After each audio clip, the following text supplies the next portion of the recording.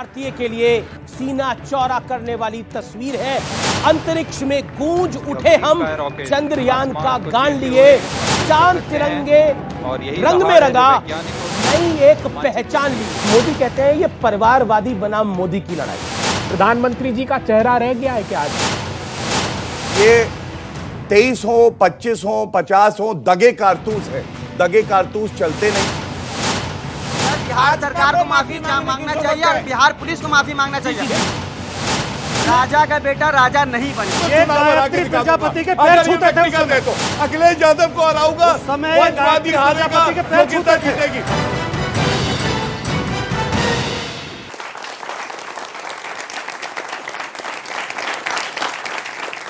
नमस्कार व्यूअर्स, मैं हूं अमीश देवगन और आप देख रहे हैं सीएनबीसी आवाज। और आज का दिन बड़ा ऐतिहासिक है, तो ऐतिहासिक दिन पर सीएनबीसी आवाज के टक्कर के आज के एडिशन में ऐतिहासिक कवरेज भी होगी। और आज बात होगी चंद्रयान की भी, और आज बात होगी 2024 के चुनाव की भी। इसरो ने चंद्रयान 3 मिशन को सफलतापूर्वक लॉन्च कर दिया है। यह हर भारतीय के लिए सीना चौड़ा करने वाली तस्वीर है, क्योंकि भारत चंद्रमा पर अंतरिक्ष यान उतारने वाला चौथा देश बनने के बेहद करीब है। तो आज देश के उन तमाम वैज्ञानिकों को अभिनंदन है जिनके चलते भारत ये कीर्तिमान हासिल कर रहा है। अंतरिक्ष में गूंज उठे हम, चंद्रयान का गान लिए, चांद तिरंगे रंग में रंगा, नई एक पहचान ली। मेरे भारत के वैज्ञानिक, तुम गौरव हो भारत का, ऊंचा माथा लिए खड़े हम, सच्चा एक अभिमान लिए। भारत माता की जय, ये कविता लिखी है प्रसून जोशी ने। और अब बात एक और ऐतिहासिक सम्मान की, क्योंकि कहा जाता है कि झुकती है दुनिया, झुकाने वाला चाहिए। और मौजूदा दौर में भारत पर यह बात बिल्कुल फिट बैठती है। क्यों, यह बताता हूं। दुनिया के पावर सेंटर बन चुके भारतवर्ष का ग्लोबल सम्मान जारी है। प्रधानमंत्री मोदी को फ्रांस ने अपने सर्वोच्च नागरिक सम्मान यानी grand cross of the legion of honour से सम्मानित किया है।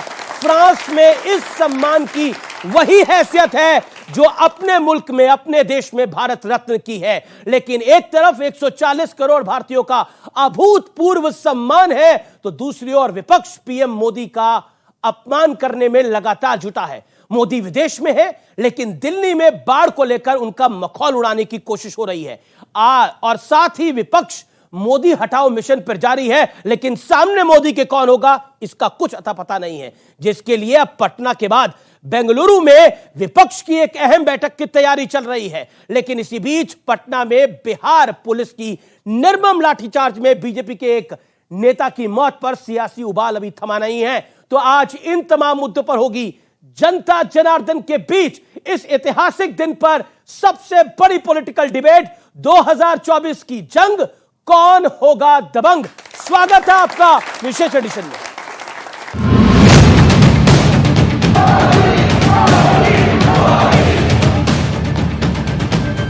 It was a beautiful speech and I'm crying because एक तरफ विश्व पटल पर भारत का अभूतपूर्व सम्मान है और दूसरी ओर विपक्ष का मोदी हराओ प्लान है। फ्रांस ने अपने सर्वोच्च सम्मान grand cross of legion of honour से प्रधानमंत्री नरेंद्र मोदी को सम्मानित किया। ये मोदी पहले भारतीय हैं जिन्हें फ्रांस ने सम्मान दिया है। और इसके साथ ही प्रधानमंत्री मोदी अफ्रीका के पूर्व राष्ट्रपति नेल्सन मंडेला, संयुक्त राष्ट्र के पूर्व महासचिव बुटरोस घाली समेत उन चंद लोगों की कतार में शामिल हो गए हैं जिन्हें ये सम्मान मिला है। आतंकवाद हो, कट्टरवाद हो, हर चुनौती से निपटने में भारत का अनुभव दुनिया के लिए मददगार साबित हो रहा है। लेकिन देसी सियासत का नजारा देखिए। कांग्रेस के बड़े नेता जयराम रमेश दिल्ली में बाढ़ को लेकर पीएम मोदी पर तंज कस रहे हैं और संवेदनहीनता का निचला स्तर देखिए। फ्रांस में पीएम मोदी को देखकर एक महिला भावुक हो गई, लेकिन कुछ लोग सोशल मीडिया पर इस घटना का भी मखौल उड़ा रहे हैं। And I'm crying because I'm so moved. I think he spoke from his heart. It was a lovely speech. बहुत अच्छा लगा। उधर बिहार में बीजेपी नेता की मौत के बाद सियासी आरोप प्रत्यारोप जारी। पुलिस के एक्शन के खिलाफ बीजेपी आज पटना में काला दिवस मना रही।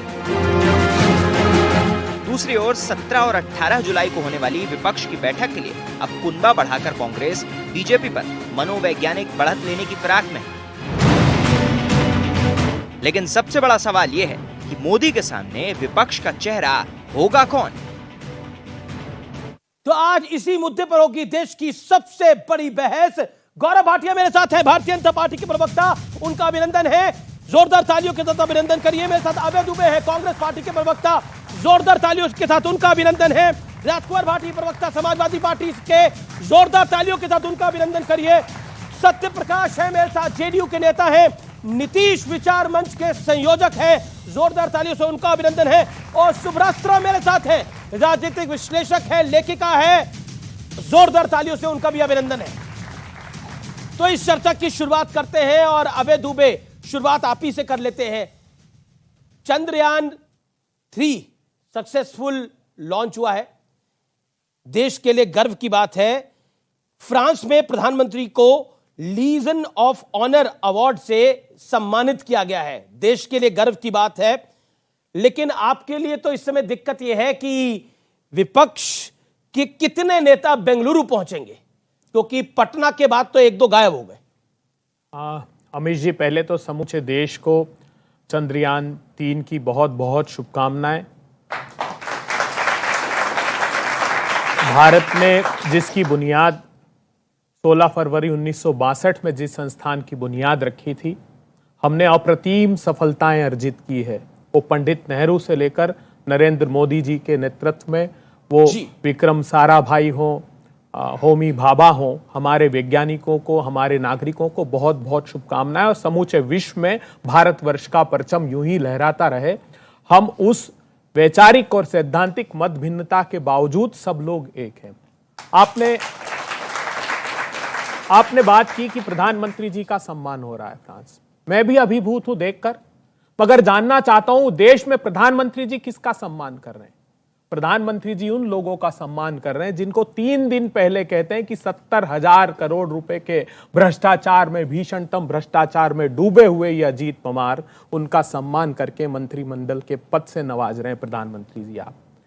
जिसको जुलाई 2021 में ईडी प्रेस रिलीज जारी करके कहती कि 826 करोड़ रुपए के स्कैम में ये लोग शामिल है और 65 करोड़ रुपए की संपत्ति जब्त की जाती है। हसन मुशर्रफ, जिस पर 1 महीने पहले ईडी 3 छापे मारते हैं और वो जब अपनी इंटरिम बेल के लिए एप्लीकेशन देते हैं, आखिरी बात कहने दीजिए, तब वो एफिडेविट फाइल करती ईडी की 40,000 किसानों का पैसा इन्होंने डायवर्ट किया। वो प्रफुल्ल पटेल, जिस पर संगीन आरोप Bharatiya Janata party press conference लेकर लगाती है और ये कहती है कि दाऊद इब्राहिम का दायां हाथ इकबाल मिर्ची के साथ इसकी संबद्धता है और उसकी 4 फ्लोर जब्त कर ली जाती है। और प्रधानमंत्री जी उनका सम्मान करके जब पद से नवाज देते हैं प्रधानमंत्री जी, तो हमारी आस्थाएं खंडित होती है।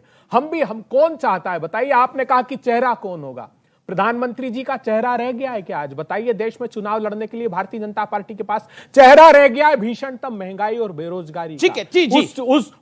उस टमाटर का जो आज हमारे तड़के के लिए अनुपलब्ध है, बिल्कुल आपको टमाटर, लोगों ने जो रोजगार के अवसर आपको ज्यादा टमाटर की चिंता है या बेंगलुरु में गठबंधन की चिंता है? नहीं, देखिए, बेंगलुरु ज्यादा टमाटर की चिंता है या गठबंधन की चिंता है, बता दीजिए। जो गठबंधन इकट्ठा होगा वो इस बात पर चिंता करेगा कि किसानों की आमदनी 27 रुपए रह गई प्रधानमंत्री जी, और आपके धन्ना से 12 लाख करोड़ रुपए हो गई। ठीक है, आपने अपनी बात को रखा, 1600 करोड़ रुपए रोज वो कमाने लगा, इस बात की चिंता। टाइम लिमिट को सब लोग फॉलो करें। गौरव भाटिया का मैं रुख करता हूं, लेकिन गौरव भाटिया, अभी इनका ट्रैक जो है वो 2 हफ्ते पहले ही रुका हुआ है, जिसमें इनको सिर्फ एनसीपी में जो आपने 2 फाड़ करा दिया है उसकी चिंता है। लेकिन क्या आपको लगता है कि विपक्ष का कुनबा वो बढ़ाने की कोशिश करते हैं और आप फिर उनके पीछे लग जाते हैं, एक आध को छिटका के ले जाते हैं, लेकिन मोदी वर्सेस कौन की इस लड़ाई में कहीं आप ओवर कॉन्फिडेंट तो नहीं है? सर्वप्रथम तो मैं ये कहूंगा कि जो चंद्रयान की बात हो रही है उस पे भी तिरंगा ही था, और मोदी जी से ही ये भारत की जनता उम्मीद करती है कि लाहौर पे भी अगर तिरंगा कोई फहरा सकता है तो वो श्री नरेंद्र मोदी जी हैं और हमारी सेना।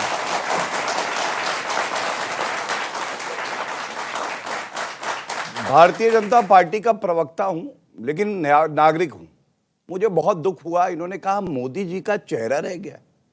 ये वो लोग कह रहे हैं जिनका नकाब उठाएंगे तो एक परिवार के 3 सदस्य भ्रष्टाचार पे बेल पे बाहर है, जिन्होंने कोट्रोची चाचा को भगा दिया, वॉरेन एंडरसन मामा को भगा दिया, जिन्होंने 84 के दंगे कराए, जिन्होंने इमरजेंसी लगाई, और इन्हें नरेंद्र मोदी जी का चेहरा नहीं दिखाई दे रहा। एक बार जनता से पूछो जिन्होंने सर आंखों पे बैठाया है श्री नरेंद्र मोदी जी को। अभी आज की चर्चा में मैं महा ठगबंधन पे आऊंगा। ठगबंधन आपने सही कहा, उसी की तरह है कि गाड़ी चलती नहीं है, एक पहिया इधर एक पहिया उधर और गिर जाती है। लोग कहते हैं लेकिन एक बात है, फिर भी अपनी गाड़ी चलाने की कोशिश करें। आप बीच में पंचर करने की कोशिश करते हैं लेकिन वो फिर स्टेपनी लगाते हैं, फिर आगे बढ़ जाते हैं। अभी बोलिए। आपने ध्यान नहीं दिया। जी जी जी अमीर जी, गाड़ी चलने के लिए सबसे पहले तो इंजन होना चाहिए। इस गाड़ी में इंजन ही नहीं है, चलेगी कैसे? ठीक है। पंचर करने के लिए टायर होना चाहिए। मैंने अभी बताया कि जय कह रहे थे कि बिहार की महाठगबंधन की बैठक क्या हुई है, और उसके बाद अजीत पवार हमारे साथ आ गए महायुति में। स्टालिन भैया प्रेस कॉन्फ्रेंस करने से हट गए। अरविंद केजरीवाल ने कहा कि कांग्रेस अगर हमें समर्थन नहीं देती तो हम भी नहीं आएंगे। हर शादी में एक आध फूफा होता है। मैं बड़ी देखिए, हर शादी में एक आध फूफा होता है, आप समझते हैं ये बात को? अरे आप कहां चक्कर में पड़ अरे रहे हैं? आप लेकिन शादी उसके बाद भी हो जाती है। सुनिए, नहीं, नो, मैं कोई फूफाओं के खिलाफ नहीं हूं भैया। देखिए, आपने लालू जी के मन की बात कह दी जी। फूफा है इसीलिए तो 52 साल का हो गया, लेकिन शादी नहीं हो रही है, ये आप जानते हैं। लेकिन मैं एक बड़ी बात करना चाहता हूं, और इस मंच से ही करना चाहता हूं, पूरा भारत देख रहा है। राहुल गांधी विदेशी धरती पे जाके क्या बोल के आए थे? भारत का लोकतंत्र खत्म हो गया है। और अभी कल की बात है, डॉक्टर मोहम्मद बिन अब्दुल करीम अल इसा, ये मुस्लिम वर्ल्ड लीग के जनरल सेक्रेटरी हैं, ये आए भारत में। इन्होंने पता क्या कहा? मैं भारत के लोकतंत्र को और यहां के नागरिकों को सलाम करता हूं। क्यों करता हूं? भारत ने पूरे विश्व को उदाहरण दिया है कि सौहार्द के साथ मोहब्बत की दुकान कैसे लगाई जाती है, और मिट्टी का तेल लेके घूम रहे हैं भारतवासी। ये राहुल गांधी विदेशी धरती पे कहते हैं किसी और से नहीं, बाहर वालों से ही सबक ले ले। तुम्हें तो इस देश ने सांसद बनाया, तुम्हारे परिवार वालों को प्रधानमंत्री बनाया, तब भी भारत की बदनामी करते हो। ये कैसा हमारा सांसद था? अब तो सांसद रहे नहीं। कम से कम सीख उनसे ले जो इस्लामिक मुल्क से आते हैं, लेकिन हमारे लोकतंत्र का डंका पीटते और कहते हैं पूरे विश्व में सबसे मजबूत। लेकिन एक बात मैं कहना चाहता हूं, राहुल गांधी पे आपकी नजर बहुत रहती है। पहले उन पर नजर थी, उनके घर पे नजर थी, अब उनके किराए के घर पे भी नजर है आप लोगों की। देखिए, ये मतलब मैं आपको बताता हूं, कहीं तो राहत देंगे। एक सेकंड, मेरा एक लाइन का उत्तर दे, 5 सेकंड। देखिए, व्यक्ति का चरित्र बहुत अच्छा हो तो नजर रखो, क्योंकि सीखने को मिलेगा। और अगर बुरा है और भारत के खिलाफ कार्रवाई करे तो भी नजर रखो, क्योंकि गड्ढा को देगा। राजकुमार भाटी जी, राहुल गांधी जी पर व्यक्तिगत टिप्पणी की है तो एक बात की आश्वस्ति समूचे देश को देता हूं, राहुल गांधी अगर शादी करेंगे तो मैंने कोई व्यक्तिगत टिप्पणी नहीं करी। नहीं गौरव भाटिया जी, लालू जी ने कहा, सुन तो लीजिए, मैंने आपके बीच नहीं बोला, सुनने का साहस रखिए। लालू जी अघोषित रूप से राहुल गांधी अपनी पत्नी को छोड़ नहीं देगा दर बदरों की ठोकर खाने के लिए। देखिए, ऐसा है, ये बता देता ऐसा है, ये व्यक्तिगत टिप्पणी है लालू जी का। जहां तक बात बताया, सुनिए, लालू जी ने कहा कि ये शादी, देखिए अब घबरा गए, घबरा गए। और एक बात सुनिए, राहुल जी की शादी पर चर्चा नहीं है। और सुनिए, जो नहीं, ये तो आदत है इनको। ये सुनिए, आदत है किसको छोड़ा, बात करने अगर मैं अभी बोलने लगूंगा तो इनका बुरा हाल हो जाएगा। अरे इंदिरा गांधी तक भी जाऊंगा और उसके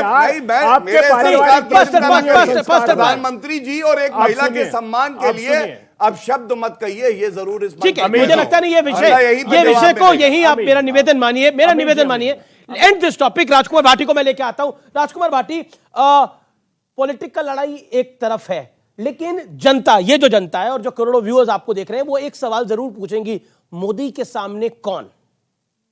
एक तो आपने शुरुआत की है चंद्रयान मिशन का सफल प्रक्षेपण हुआ, उस पर अभय दुबे जी ने भी बधाई दी, मैं भी बधाई देता हूँ। हर देश के हर नागरिक को गर्व होगा, हर सबको अच्छा लगेगा, खुशी होगी। लोकतंत्र में अगर लोकतंत्र में सशक्त विपक्ष नहीं होगा, सरकार तानाशाह हो जाएगी। डॉक्टर लोहिया कहते थे जब सड़कें सूनी हो जाती हैं तो संसद आवारा हो जाती है, यानी सड़कों पर अगर विरोध नहीं होगा अब मैं आपको तो सरकारें निरंकुश हो जाएंगी। बिल्कुल, सत्ता को निरंकुश नहीं करना चाहिए, सवाल पूछना चाहिए। प्रधानमंत्री ने नई दिल्ली में बाढ़ की स्थिति के बारे में जानकारी लेने के लिए पेरिस से गृह मंत्री को फोन किया। यह अच्छा है कि उन्होंने इतनी चिंता की, जब वह अमेरिका में थे तो वो मणिपुर जल रहा था, तब कोई कॉल क्यों नहीं किया गया? उसके बाद क्या लिखा जाता है? क्या मौन व्रत ले रखा है नरेंद्र मोदी ने?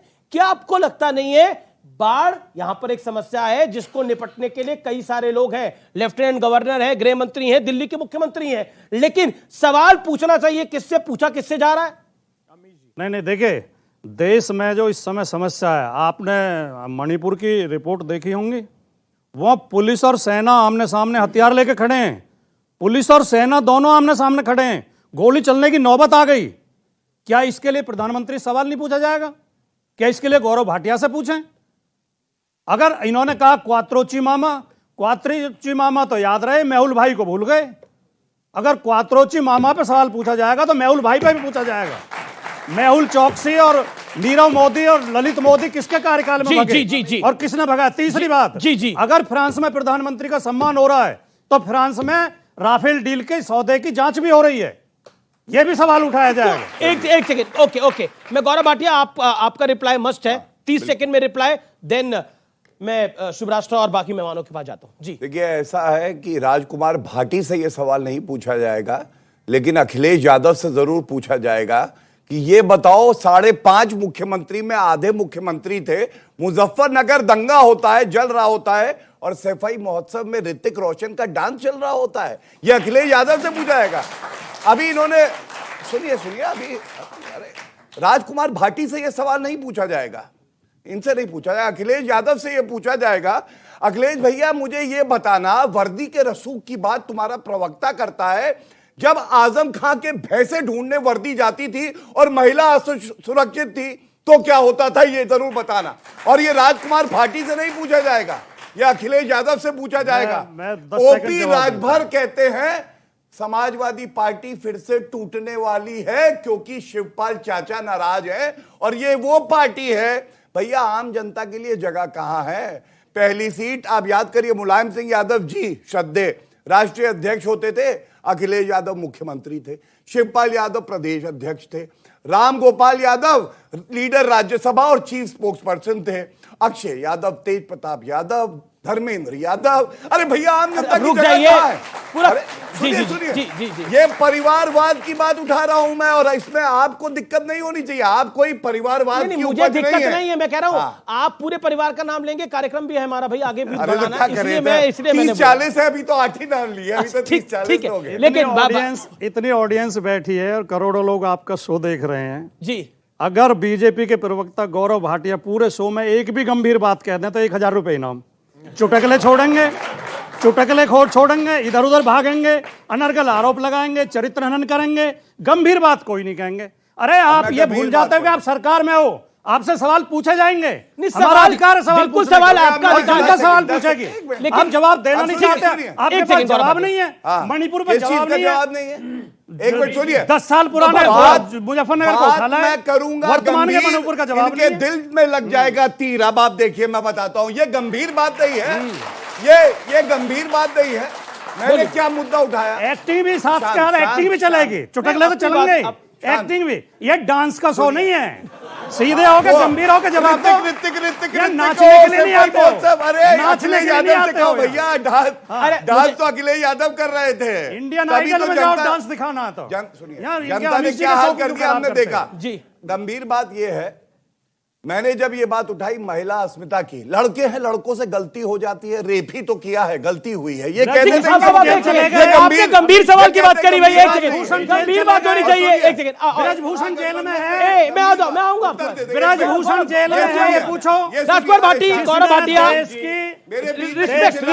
बेटियों की FIR है, ब्रजभूषण जेल में है। ओके, सत्यप्रकाश मिश्रा, मेरा सवाल है, बहुत बात हुई, गंभीरता से बात होनी चाहिए, तो एक गंभीर सवाल मेरी तरफ से भी और जनता की तरफ से भी, भाई आपकी तरफ से एक सवाल पूछ रहा हूं मैं।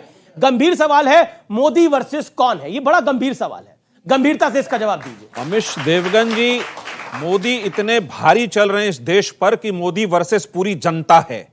आप इस चीज को समझिए, मैं आपके सवाल पे आ रहा हूं, आप इस चीज को समझिए। मोदी के खिलाफ 63% वोट पिछले चुनाव में भी है, और सारी विपक्ष की पार्टियां जो अलग अलग राज्यों में मजबूत हैं, वो सब 23 जून को बैठी थी। सिर्फ 303 में से 40 सीट कम कर देंगे, मोदी की सरकार तो नहीं बनने वाली, और ये हिंदी हार्टलैंड से कर देंगे। अगर सीटें यहां पर खड़े रहने से 40 यहां कम हो जाती, समझिए आप इस चीज को, आप एक सेकंड सुनिए ना, सवाल काउंटर सवाल सुनिए, आप ही की बात को आगे बढ़ा रहा हूं।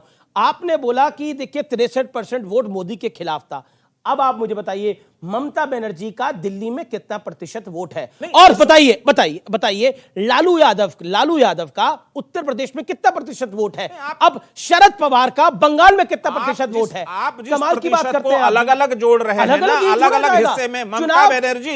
ममता बनर्जी वेस्ट बंगाल में अपनी छवि तो है, उनकी सरकार वहां तो है, उनकी सीटें वहां हैं, वो बढ़ेंगी, बंगाल में ममता का मुकाबला किसके साथ? एक सेकंड, बंगाल में ममता का मुकाबला किसके साथ? बंगाल में ममता का मुकाबला किसके साथ? बीजेपी के साथ। अखिलेश यादव का मुकाबला और बहुजन समाज पार्टी का मुकाबला किसके साथ? बीजेपी के साथ। अब ये बिहार में जेडीयू आरजेडी का मुकाबला किसके साथ? बीजेपी के साथ। महाराष्ट्र में उद्धव ठाकरे शरद राव पवार का मुकाबला किनके साथ? बीजेपी के तालमेल के साथ। अब सुनिए, बात पूरी सुनिए। अब आप मुझे बताइए कि इस पूरे, जिसको आप केमिस्ट्री मार रहे हैं, ये अर्थमेटिक में कैसे तब्दील होगी? एक अर्थमेटिक आपके सामने है, अखिलेश यादव और मायावती दोनों साथ में आए, हश्र क्या हुआ? आप जिस मॉडल की बात कर रहे हैं, उस मॉडल की चर्चा अभी है नहीं। चर्चा सिर्फ इतनी है कि विपक्ष की तमाम पार्टियां जिस राज्य में जो मजबूत हैं, एक दूसरे का हाथ थामकर इस भारी सरकार जो बहुत भारी चल रही है, महंगाई पे भारी चल रही है, बेरोजगारी पे भारी चल रही है, और ये जनता वर्सेस मोदी की लड़ाई चलेगी। क्या ये जनता वर्सेस मोदी की लड़ाई है? और मोदी कहते हैं ये परिवारवादी बनाम मोदी की लड़ाई है। अभी हाल ही में जो बिहार में हुआ, क्या वो जनता वर्सेस सत्ता की लड़ाई नहीं थी?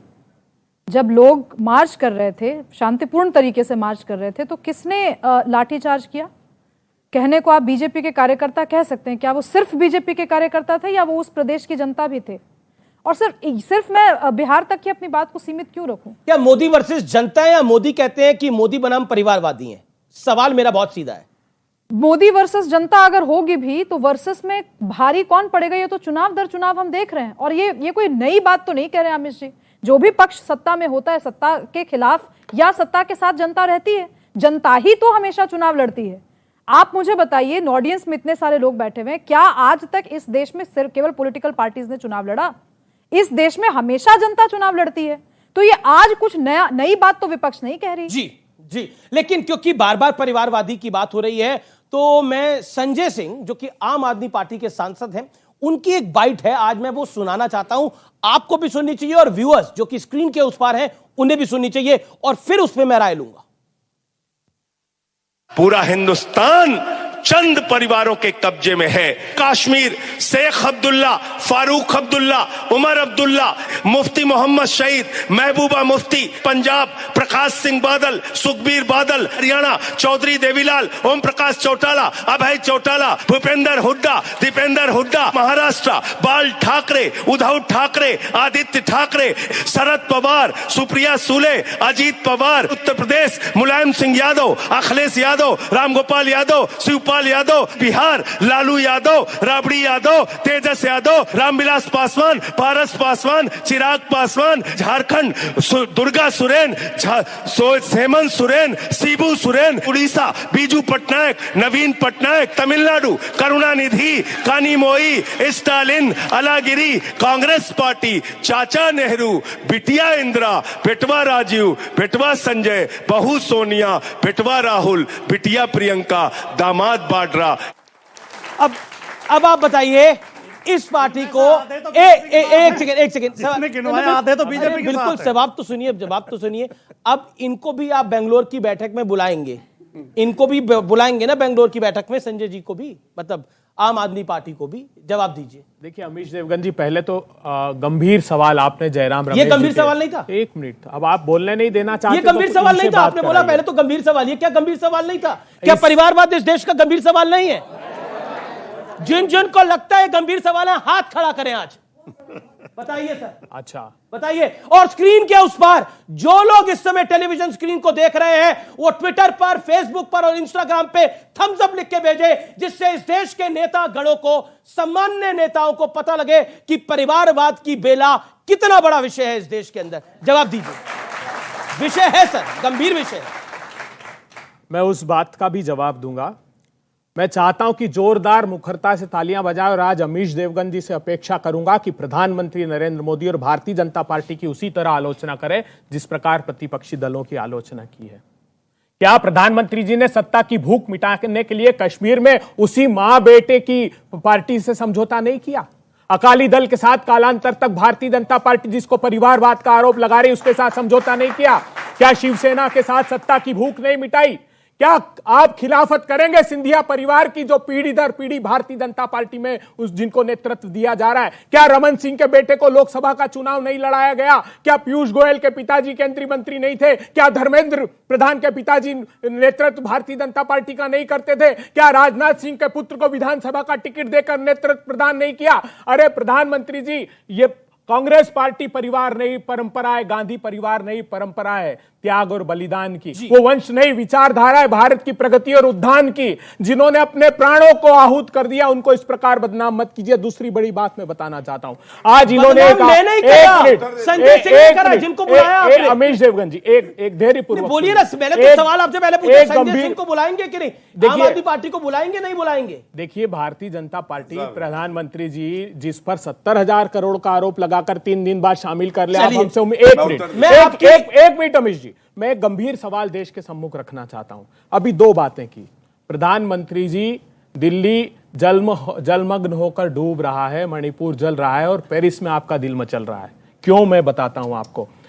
दिल्ली की परिस्थिति है, एक मिनट जी, 8 साल हो गए, ये मैं नहीं कह रहा हूं, एलजी कह रहे हैं, 8 साल हो गए, 530 किलोमीटर की हमारे यहां पर जो सीवर की लाइन है पेरिफेरल, और 90 किलोमीटर की ट्रंक लाइन है। 8 साल से उसकी डीसिल्टिंग नहीं हुई है, 8 साल से उसकी डर्ट नहीं निकाली गई, जिसका परिणाम है कि प्रधानमंत्री जवाब ले लेते हैं। इसका दायित्व किसका है? प्रधानमंत्री जवाब ले लेते हैं। 1 मिनट, मणिपुर में 4,000 ऑटोमेटिक राइफल। गलत बात है, गलत बात है, आपने लगातार बोला सर। 3 मिनट, 1 मिनट सुनिए। मणिपुर में 4,000 ऑटोमेटिक राइफल लूट ली। अभी परिवारवाद पे रहिए और दिल्ली पे रहिए, जवाब सुनिए। और पेरिस में आपने जो पीएम के बारे में बोला, वहां के उद्योग, देखिए एक सेकंड, का घर जला दिया प्रधानमंत्री जी ने, एक शब्द बोला अंगद की तरह अपना पैर एक विषय पर रखिए तो मजबूती आएगी। ओके, जवाब पेरिस में प्रधानमंत्री ने जो बोला आपने अभी जी एक बहुत अच्छी बात पूछी। ये विरोधाभास महागठबंधन में इतना है। आम आदमी पार्टी जो कहती थी लालू प्रसाद यादव, मुलायम सिंह यादव, शरद पवार, सोनिया गांधी, राहुल गांधी भ्रष्ट हैं, आज सब एक साथ इकट्ठे हो गए। ये डर अच्छा है क्योंकि मोदी जी का डर है, भ्रष्टाचारी डर रहे। और सबसे बड़ी बात है, दुख की बात यह है, कांग्रेस पार्टी उस टीएमसी को बुला रही है जिसने कांग्रेस के वर्कर को मारा है। आप सोचिए, कांग्रेस के वर्कर, उनके परिवार वाले थूकेंगे इस कांग्रेस पार्टी पे कि हमने जान। शांत। अब देखिए, अभी आपकी बारी आएगी। आपने नेशनली करप्ट पार्टी एनसीपी प्रधानमंत्री बात बोलूंगा, आपको बुरी लगेगी। आ गए। देखिए, मैं कहना नहीं चाहता हूं, एक कार्यकर्ता अपनी जान से खेल जाता है, कहता है मैं इस विचारधारा के साथ हूं, और ये पार्टी इतनी दोगली, इतनी दीमक वाली कि तुमसे ज्यादा दोगला कोई नहीं देश के साथ खड़े नहीं हुए कभी। हालत देख लो, हालत देख लीजिए। जी।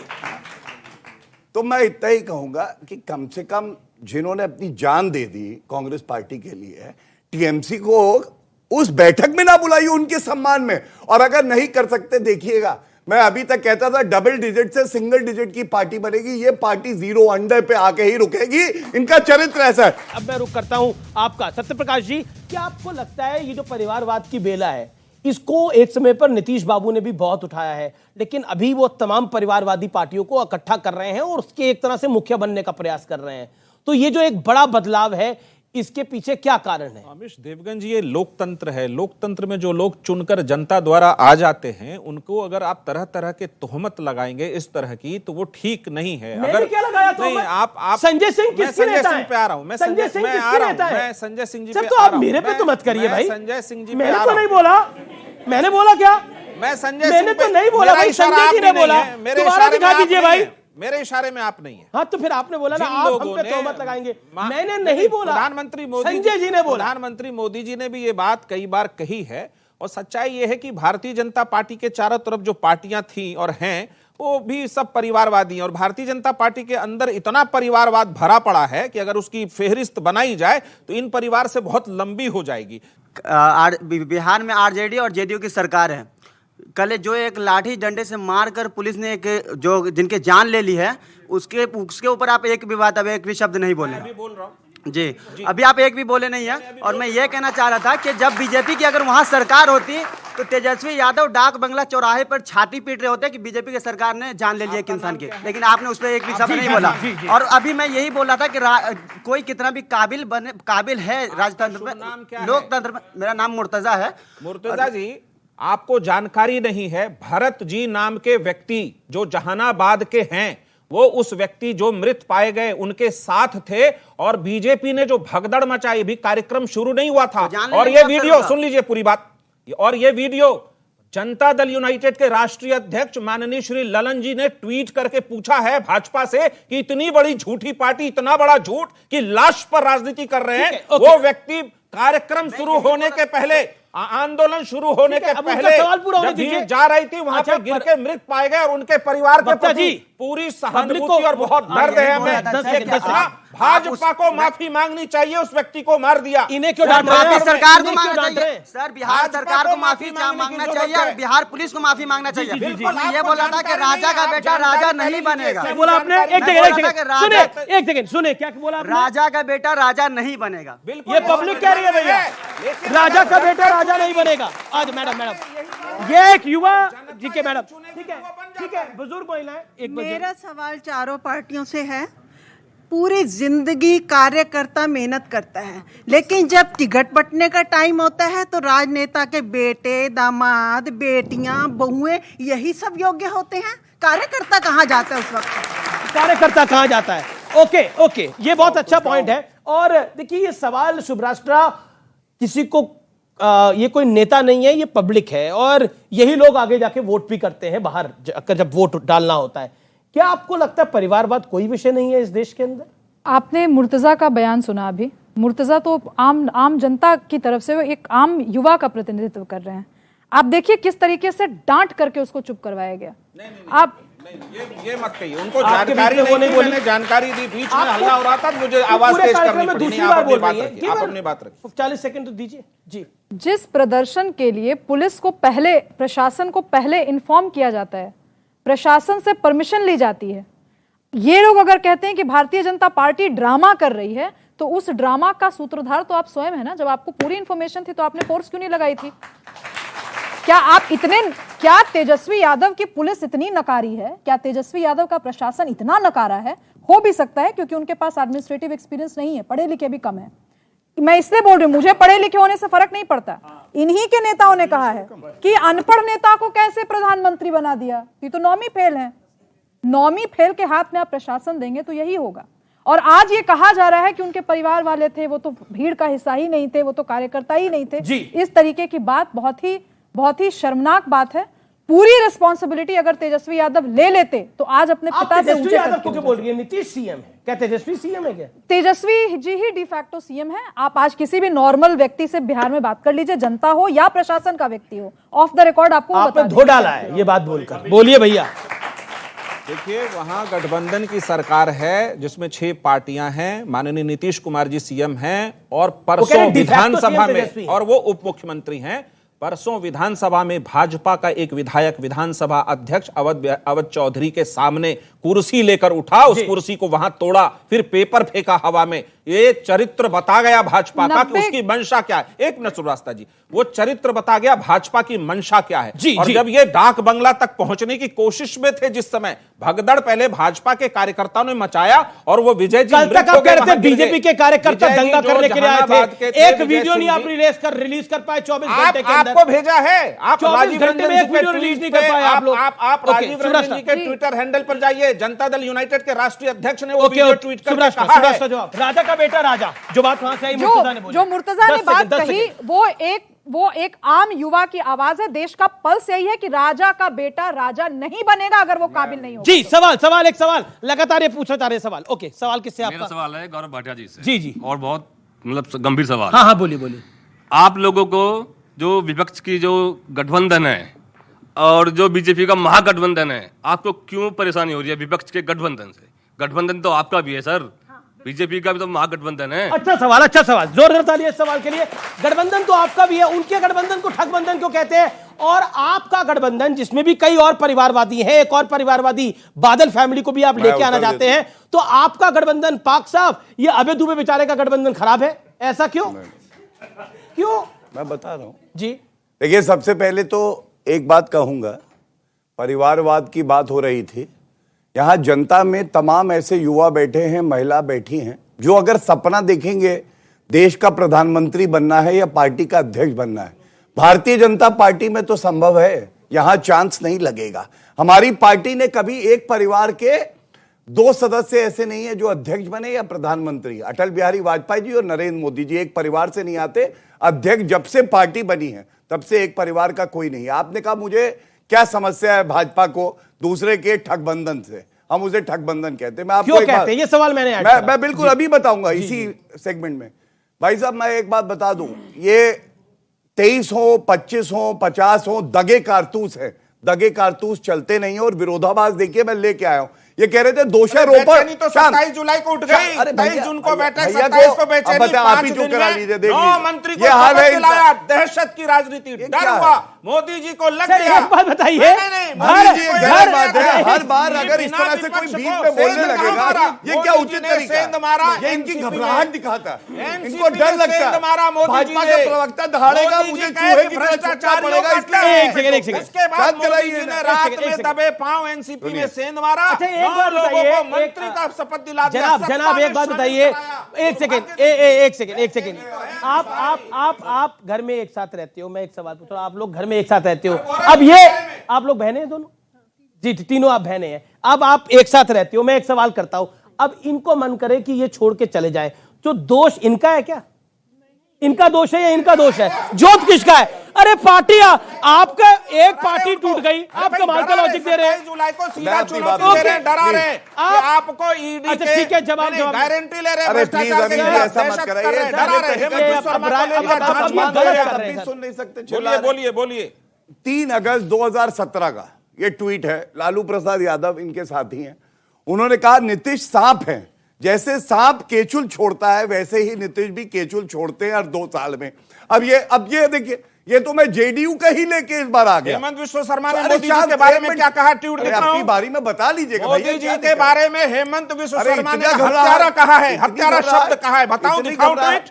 और हेमंत विश्व शर्मा अपनी टर्न पे बोलिए ना सर, आप अपनी ट्वीट आप अपनी टर्न पे बोलिए ना सर। घबराहट क्यों? आप अपनी टर्न पे बोलिए, वो अपनी टर्न पे बोलिए। टाइम कम देते हैं। इन्होंने ये चीटिंग कर ली, साइड में देखा ये ट्वीट तो जेडीयू का लेके आए हैं, तो घबरा गए। ये जेडीयू के ऑफिशियल हैंडल से ट्वीट है। इन्होंने कहा कि फेक पेपर बहुत लेके चलते हैं आजकल। फेक पेपर चेक कर लीजिएगा। फेक एक ही आदमी है जिसका नाम है नरेंद्र मोदी, लाठी वाले। ओके, गौरव भाटिया। धन्यवाद। गौरव भाटिया, देखिए, सबसे पहले तो बिहार की जनता और बिहार के युवा इनको कोसते हैं। आपको मालूम है क्यों? जब वहां परीक्षा होनी थी, अभ्यर्थी जो आए इन्होंने क्या कहा कि बाहर से आएंगे क्योंकि बिहारी जो है वो योग्य नहीं है। बिहारी वो जो है देश चला दे, पूरी दुनिया चला दे, वो है बिहारी। पहले तो बिहार की ताली बजाइए, बिहारी इस बार देश चलाएगा, बिहारी सत्ता बदलेगा 2024 में और इस बार देश चलाएगा, बिहार से निकलेगा ये क्रांति। ओके, मतलब नीतीश बाबू पीएम बनेंगे। नीतीश बाबू इस देश की सरकार जरूर बनाएंगे, सरकार जरूर नीतीश बाबू पीएम बनेंगे। नीतीश बाबू इस देश की सरकार जरूर बनेंगे। अरे नीतीश बाबू पीएम बनेंगे क्या? देखिए वो, अरे बोलिए हाँ या ना। वो किसान, बोल ही नहीं सकते, आप ही बोल दीजिए मेरी, आप बोलिए ना। वो किसान जिसकी मोदी जी ने आमदनी 27 रुपए रोज कर दी है, वो इस देश का प्रधानमंत्री। ये गलत बात है, सवाल का जवाब। वो युवा जिन 12 करोड़ के रोजगार छीन लिए वो बनेगा। आपको अभी मेरे साथी ने कहा 15 लाख का, प्रधानमंत्री जी ने बाद में कहा जुमला है। आप जानते हैं क्या किया इन लोगों ने? 5200 करोड़ रुपए बीते 3 साल में इलेक्टोरल बॉन्ड से अपने अकाउंट में चंदे के नाम पर ले लिए। और इलेक्टोरल बॉन्ड क्या जानते हैं आप? इन्होंने एक संशोधन करा 2006 आप नहीं चाहते। 2024 में पूरी जनता कह रही है, मैं कह रही हूँ, मोदी जी का चेहरा प्रत्यक्ष है। आपसे एक घंटे से पूछ रहे हैं कि अपोजिशन में कौन सा चेहरा होगा, कृपया जवाब दीजिए। अब तो बता दीजिए अबे जी, कौन होगा चेहरा, मोदी के बनाम कौन? देखिए ये सवाल 2004 में भी पूछा गया था, जब टावरिंग पर्सनालिटी अटल बिहारी वाजपेयी थे, तो कहा था उनके सामने आखिर लड़ेगा कौन? प्रतिपक्षी दल सब साथ में आए और भारत की प्रगति, समृद्धि और उत्थान के लिए एक साथ लड़े। और किसी को नहीं पता था कि मनमोहन सिंह जी प्रधानमंत्री होंगे, और 10 वर्ष तक उन्होंने भारत की प्रगति का मार्ग प्रशस्त किया। उन 10 वर्षों में देश को क्या मिला जानते हैं आप? 15 करोड़ किसानों को उनकी भूमि का अधिकार जो 100 साल से नहीं मिल पाया था, वो मनमोहन सिंह जी की सरकार ने दिया।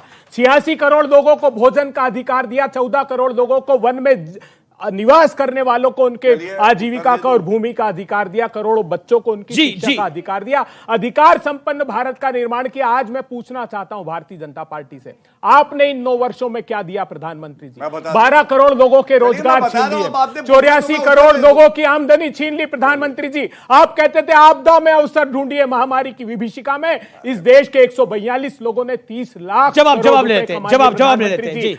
जब अपने आप में आत्मविश्वास होता है, आपको पता है जनता आशीर्वाद देगी, तो डंके की चोट पे कहते हैं पुनः श्री नरेंद्र मोदी जी भारत के यशस्वी प्रधानमंत्री बनेंगे। 303 सीटों से ज्यादा आएंगी, आप देख लीजिएगा। इन्होंने दूसरी बात कही कि नरेंद्र मोदी जी ने क्या किया। मैं आपको बताना चाहता हूं, आर्टिकल 370 टेम्पररी था, 70 साल ये लोग हटा नहीं पाए, नरेंद्र मोदी जी ने हटा दिया। जवान जो है बुलेट प्रूफ जैकेट मांग रहा था, ये दे नहीं पाए और नरेंद्र मोदी जी ने दे दी। 1 रैंक 1 पेंशन, पीएफआई को बैन लगा दिया, जिनसे आपने समर्थन लिया है। भव्य राम मंदिर बनाएंगे, जब हमने पढ़ लिया तो बना के दिखाया। किसानों की बात करते हैं, 11 करोड़ किसान परिवार है जो 2,25,000 करोड़ रुपए सीधा उनके अकाउंट में गया है। Direct benefit transfer 27 lakh crore रुपए सीधा अकाउंट में। और नरेंद्र मोदी जी वो है अकेले सब पे भारी है, जो आज ऐसे भार से मुक्त रोक सको तो रोक लेना। अकेले सब पे भारी है राजकुमार भाटी, मोदी अकेले सब पे भारी है। सवाल लूंगा मैं, मोदी अकेले सब पे भारी है। राजकुमार भाटी जवाब। जब ये कहते हैं, एहसान दिखाते हैं कि 2,14,000 करोड़ रुपए किसानों को दे दिया। 1 रुपया दिया था किसानों की फसल जब सड़ गई थी, 1 रुपया इन्होंने, जब इनकी सरकार को लात मारी जनता ने और भगा दिया, वो भूल गए। ये घास की रोटी खिला रहे थे बुंदेलखंड में, बातें कर रहे हैं। जवाब लेते हैं, एहसान करते हैं, एहसान करते हैं। गौरव, जिस समय की ये बात कर रहे हैं, अभी पानी पी के कोस रहे थे, उस समय ये उसी पार्टी के प्रवक्ता होते थे, समाजवादी। भैया देखा, समाजवादी और आज गर्व है मोदी जी का प्रवक्ता हूँ। ऐसे यादव परिवार का नहीं, जहां वंशवाद का कीड़ा लगा हुआ है, यही तो गर्व है। आपके गर्व को तो अच्छा एक बात बताइए, जब मैं प्रवक्ता था तब तो आपको मौका भी नहीं मिलता था, आपको तो धन्यवाद देना चाहिए मुझे। ठीक है, धन्यवाद देना चाहिए। आपका बीच में आप तो तब आते भी नहीं थे। राजकुमार भाटी सक्षम है जवाब देने के लिए। इनके गर्व और स्वाभिमान को भी बता देता हूं, 2017 तक उत्तर प्रदेश में समाजवादी पार्टी की सरकार थी, ना इनका गर्व जागा ना स्वाभिमान जागा। फरवरी में छोड़ी समाजवादी पार्टी, जैसे ही और सरकार खुश बदली, की ऐसी पार्टी छोड़ दी जहां बलात्कारियों को मंत्री बनाया जाता था। गायत्री प्रजापति को पूछिएगा इनसे, जैसे ही और ये डिबेट अगर और ये गायत्री प्रजापति के पैर छूते थे उस समय, सामने खड़ा कर दो, ये गायत्री प्रजापति के पैर छूते थे उस समय, तो अखिलेश यादव को हराऊंगा, उस समय गायत्री प्रजापति के पैर छूते थे। जीतेगी। खड़े कर देना अखिलेश यादव अच्छा को। ठीक है जहां चुनाव लड़ेंगे अखिलेश यादव को हरा दूंगा। ठीक है, जवाब नहीं, सुनिए। व्यक्तिगत टिप्पणी नहीं, कर रहे हैं, आप व्यक्तिगत सुन नहीं, रहे। अरे मैं तो इनकी चर्चा भी नहीं कर रहा, ये तो इस लायक नहीं है कि इन पे चर्चा अच्छा, की ठीक है, जाए। व्यक्तिगत- अखिलेश यादव की मुझे बात लगता है कर गौरव रहा भाटिया पे हूं। चर्चा एक नहीं है, आप अपनी प्रवक्ता बात करो। इतना जी, भारी जी। है, पार्टी के लीडर पे बात कर रहा है और ये व्यक्तिगत टिप्पणी कर रहा है। 40 सेकंड अधिकार है उनको बात नहीं तो करने का। व्यक्तिगत टिप्पणी करने के नहीं, लिए नहीं हमें अधिकार, बुलाया। किसी को अधिकार नहीं है, हाँ, किसी को तो अधिकार आप नहीं चुप नहीं करा रहे, मैंने आप तो रोका। मुस्कुरा रहे नहीं, नहीं, हैं। ऐसा- अरे अरे बहुत नहीं, बढ़िया। अरे वो कहते हैं हम आपके साथ मिले हुए हैं, आपके अरे साथ हम इनके नहीं साथ कहते मिले हुए हैं, हैं, हम तो कह रहे हैं जनता के साथ मिले हाँ, हुए हैं आप जी। जनता के साथ हम मिले। जनता के साथ हैं। जी जी बोलिए बोलिए बोलिए। ये बौखलाहट मुझे अच्छी लगी। इतनी बौखलाहट रहनी चाहिए चोरों के अंदर। अखिलेश यादव जो को चोरी बुला करते देना, हो और अगर और ना मैं हार जो- जाए तो कहना परिवार चिल्लाओ चिल्लाओ चिल्लाओ, योग्यता जीतने नस की फट याद जाएगी, रखना। नस गलेगी, सुन लो, नस नहीं, फट जाएगी, ये अस्पताल नस में एडमिट फटी कराना थी, पड़ेगा। पंचर हो गई साइकिल फिर भी लगे हुए हैं। अरे भैया पहिया बदल लो। ये खूनी पंजा आया तब भी हार गए।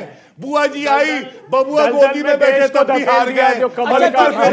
ठीक है ओके वो वाक्य मैं पूरा करूंगा जो इन्होंने करने नहीं दिया, और फिर दो गंभीर बात कहूंगा। 2017 में जैसे ही सरकार बदली समाजवादी पार्टी की, ये तुरंत सरकार में चले गए और बीजेपी की सरकार हटेगी, ये फिर पैर छूने के लिए यहीं आएंगे।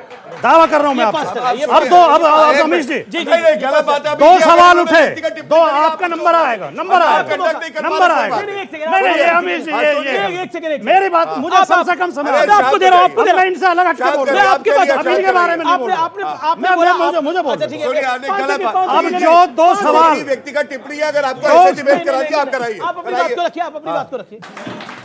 जब दो बड़े बात करते हैं, छोटे मोटे बच्चे बीच में नहीं आते। जिस अखिलेश यादव का ये नाम ले रहे हैं, उनके पास जाएं और पूछें कि मेरे स्वर्गीय पिताजी और मैं गौरव भाटिया वरिष्ठ अधिवक्ता, उनकी गर्दन बचाई है कि नहीं, वरना जेल में चक्की पीसिंग होते अखिलेश यादव। याद रखना ये बात, याद रखना ये बात। उनका वकील था मैं। अब दूसरी बात को रखिए। दो आपने पूरी डिबेट में आपने कोई डिबेट ना छोड़े, मेरा निवेदन है। पूरी डिबेट में आपने दो सवाल उठाए थे, मैं उनके जवाब देना चाहता हूं केवल। एक तो आपने ये कहा कि ये सारी पार्टियां जो इनके अलग अलग राज्य में इनके वो है असर है, तो इनका वोट परसेंट मिलकर मोदी जी से ज्यादा नहीं होता, मोदी जी के ज्यादा है। दूसरा एक चेहरे का सवाल उठा। देखिए, एक तो मैं आपको बहुत ईमानदारी से कह रहा हूं कि चाहे मोदी जी सामने हो, चाहे नीतीश कुमार हो, अखिलेश जी हो, वोट देने वाले तो यही लोग हैं। ये इनके मन बदलते रहते हैं। सरकार अच्छा काम करती है, वोट देते हैं, सरकार नहीं करती है, वो सरकार को हरा देते हैं। आप तमाम लोगों का मैं शुक्रिया अदा कर रहा हूं, लेकिन माता जी कुछ कहना चाहती है। जी कहूंगी, मैं वर्षों प्रवासी रही हूं, मुझे पता है वहां जब अखबार छपती थी, देश के भ्रष्टाचार की एक कोने में खबर होती थी, लोग हमारा गला पकड़ लेते थे, प्रश्न पूछते थे। मैं गर्वित हूं, भारतवासी वंशी किस तरह से प्रसन्न है, मोदी जी की जय जयकार कर रहे हैं, और एक महिला रो रही है, ऐसे ही हमारी आंखों में आंसू आते थे। आज हम मोदी जी पे गर्वित हैं। ओके, CNBC आवाज के टक्कर में आज के एडिशन में रुकेंगे एक ब्रेक के लिए। पूरे भारत को गौरव से भर देने वाले पलों की 14 जुलाई 2023 इस तारीख को नोट कर लीजिए, क्योंकि इस दिन भारत ने एक बार फिर चांद की तरफ उड़ान भरी है। हमारा चंद्रयान 3 140 करोड़ देशवासियों की प्रार्थनाओं के साथ चांद की तरफ आगे बढ़ा है। श्रीहरिकोटा के सतीश धवन अंतरिक्ष केंद्र से दोपहर 2:45 और 17 सेकंड पर चंद्रयान 3 को सफलतापूर्वक लॉन्च कर दिया गया। अगर सब सही रहा तो अगस्त के आखिर में चंद्रयान 3 का रोवर लैंडर की मदद से चांद पर अपने विश्व विजयी कदम बढ़ा देगा। आपको बता दें कि चंद्रयान 3 जब चंद्र पर उतरेगा तो भारत ऐसा करने वाला चौथा देश बनेगा। इससे पहले अमेरिका, रूस और चाइना ही चांद तक पहुंच सके हैं। आपको वो तस्वीरें जरूर याद होंगी जब साइकिल पर, बैलगाड़ी पर रॉकेट और सैटेलाइट के हिस्से लॉन्च पैड तक पहुंचाए गए थे। आपने ये कार्टून भी देखा होगा जब भारत मंगल मिशन पर काम कर रहा था तो कैसे उसका मजाक उड़ाया गया था। लेकिन आज उन सभी so called elite space club को अपने उस भद्दे कार्टून पर काफी शर्म महसूस हुई होगी, क्योंकि भारत के चंद्रयान 3 की कुल लागत सिर्फ 615 करोड़ आई है। यानी जितने बजट में हॉलीवुड ब्लॉकबस्टर एंड गेम बनी थी, उस बजट में भारत 4 बार चंद्रयान मिशन पूरा कर सकता है। यह है हमारी काबिलियत। 2008 में लॉन्च हुआ चंद्रयान-1 दुनिया का पहला मून मिशन था जिसने चांद पर पानी के सबूत दुनिया के सामने रख डाले थे। इसलिए चंद्रयान-3 से न सिर्फ भारत को बल्कि समूची दुनिया को बहुत सी उम्मीदें हैं और आप सबकी तरह मुझे भी पूरा भरोसा है कि हमारा चंद्रयान न सिर्फ इतिहास बनाएगा बल्कि पूरी दुनिया की उम्मीदों पर खरा भी उतरेगा। इसलिए आज का दिन बेहद खास है। वंदे मातरम, जय हिंद। और फिलहाल इस कार्यक्रम को यही समाप्त करते हैं। नमस्कार।